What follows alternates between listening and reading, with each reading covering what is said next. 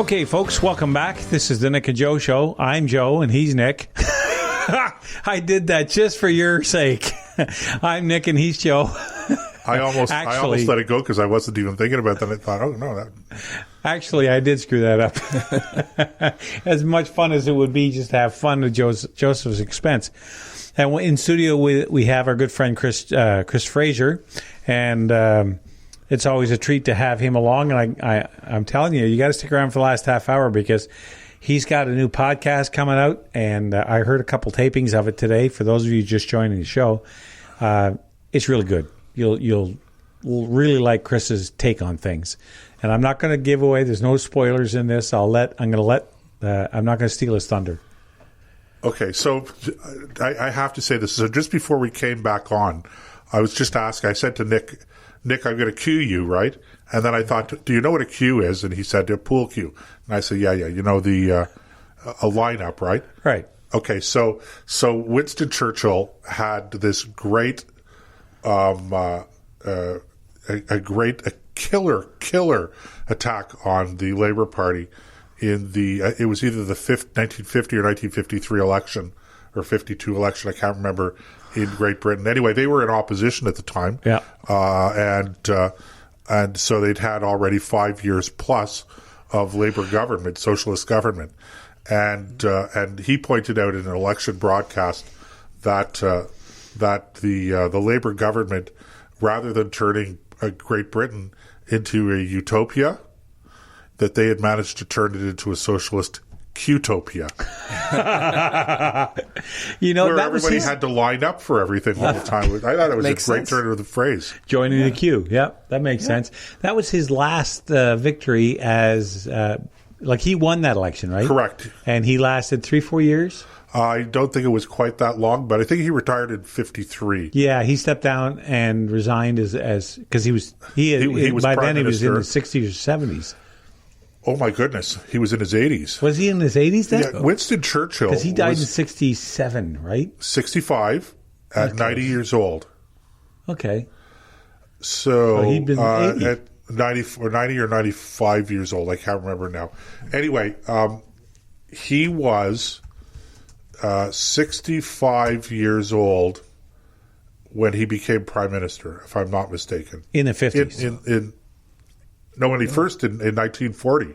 Oh, really? I didn't realize he was that far along. Yeah, I'm pretty sure it was 65. So he was born in late 1880s? People do not appreciate the fact that Winston Churchill, when Winston Churchill was first elected to Parliament, Victoria was still queen. Wow. Well, that's a mind-blower. Now, granted, that was like 1900 or 1901. And at the time, he was a journalist. That's right. In fact, he was the highest paid journalist of his era. Now, he didn't go to the Boer War as a journalist, though. He did. Actually, did he? I thought he fought in that war because he was taken prisoner. He was taken prisoner, but he was a journalist. But Winston Churchill, being Winston Churchill, never shied away from the opportunity to get into a good fight. So he happened to be on a train one day, a troop train, covering a particular maneuver or whatever, and the train got ambushed and derailed, and so Winston Churchill, being Winston Churchill, immediately took command of a group of British soldiers. And was responsible for rescuing some of the wounded soldiers and bringing them back. But then he got cornered and captured. And he protested. He basically was, you can't keep me as a prisoner of war. I'm a journalist. Fat lot of good that But did of course, they said, yeah, right, okay. Well, I don't care whether you're a journalist or not. You're a prisoner of war. And so what did he do? He escaped. Oh. And that's where the line comes from. There is nothing so exhilarating in life as to be shot at to no effect. Right. Well, that was when he was covering the Spanish-American War in Cuba. Okay. Same idea, though. And this has nothing to do with what we're going to talk about. No, of course not. But it's interesting, though. It's interesting. No, it's interesting. But he loved covering wars. He was a British officer. and when there was a war on that he was not involved in his capacity as an officer in the British Army, he would seek leave to go and cover the war as a journalist. And he got into considerable difficulty with his superiors for writing journalistic dispatches in those wars that he was involved in. I wonder why. And he wasn't shy about criticizing his superiors or anything like that. Now, he was a lieutenant with the Irish Fusiliers in the trenches in World War I. Okay, so totally off topic. Yeah, it is. But we're going to get to this. But just to cover that, so he was the first Lord of the Admiralty, which would be like if you're an American Secretary of the Navy. Yep. So he was in that position at the time of the Gallipoli campaign. Yeah, that didn't go very well. It didn't go very well, and lots of blame to go around. But he, being the head honcho at the time, basically not only did he accept responsibility from a political point of view and resign, but there were a lot of calls for him to resign because people were blaming him. I don't think entirely justified. No. But so what most people would do, and he's already in his 40s, you understand, and he's been a senior member of Parliament. He's already been in Parliament for 14, 15, 16 years now. He's been a member of the government. He's held several senior ministerial posts. And so, but when he resigns as minister, as the First Lord of the Admiralty, and he's still a sitting member of Parliament, what does he do? He immediately enlists, but insists on a fighting command, and becomes a battalion commander on the Western Front, and saw action for several months in the front lines during the First World War, which is really unheard of. Who does that? But he was always that was Winston Churchill. Anyway, let's get back to the topics that we want to. This is a fascinating subject. We don't talk enough about Churchill, but we won't do it anymore. So. We were talking a little bit about in our pre-production meeting about education policy, etc. And of course, there's quite a controversy brewing in the United States right now about curriculum. So maybe fill us in a little bit on that particular controversy.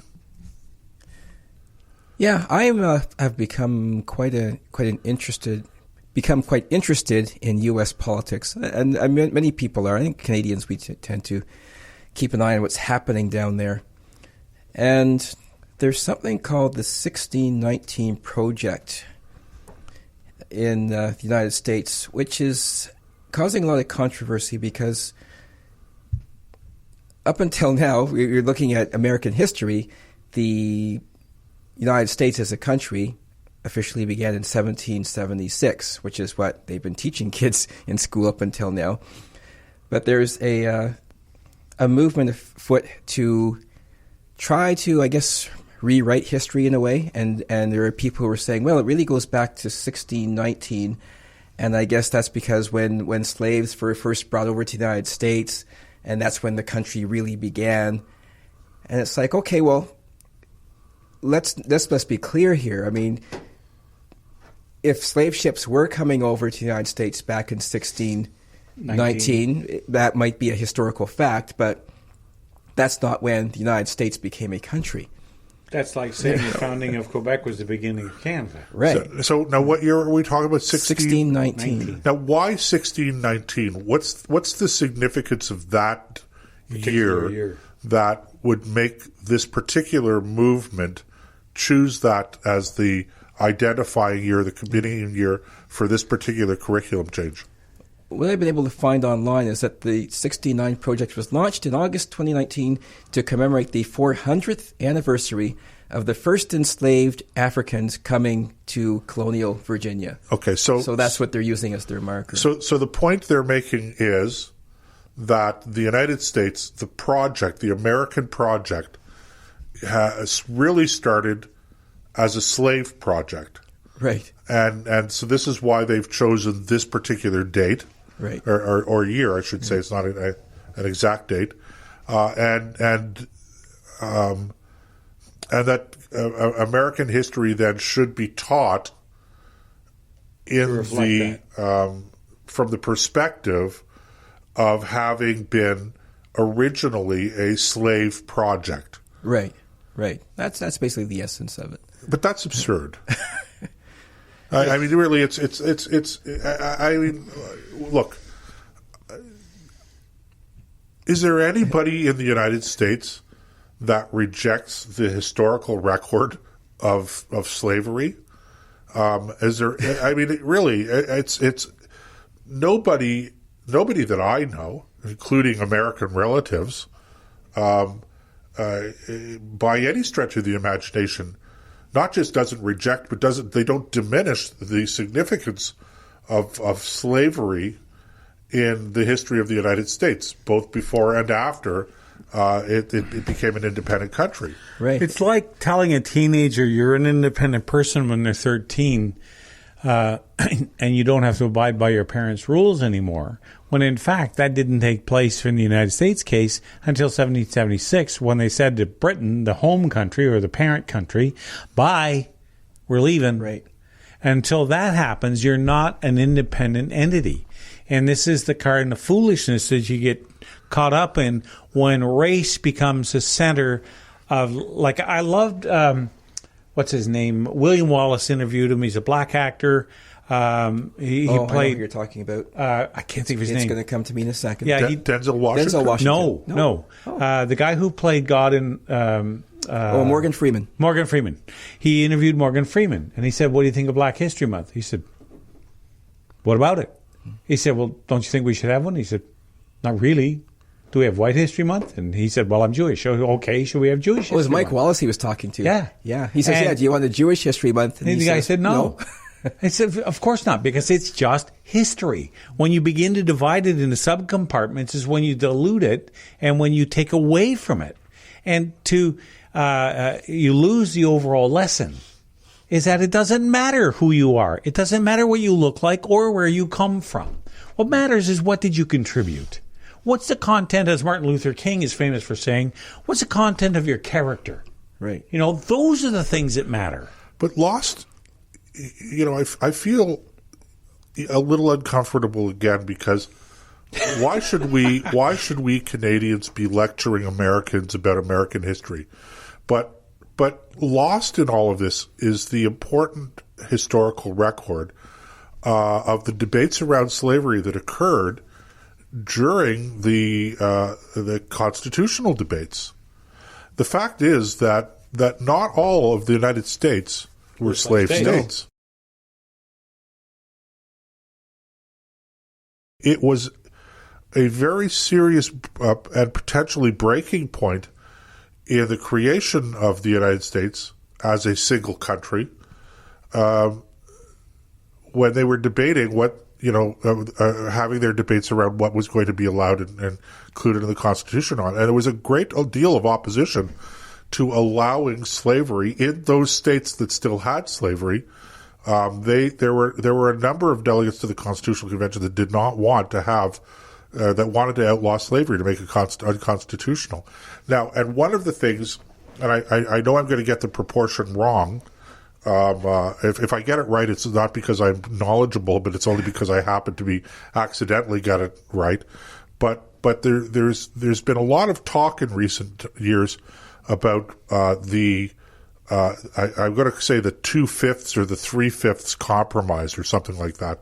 And I'm sure I got the fraction or the proportion wrong, but the compromise was once it was determined that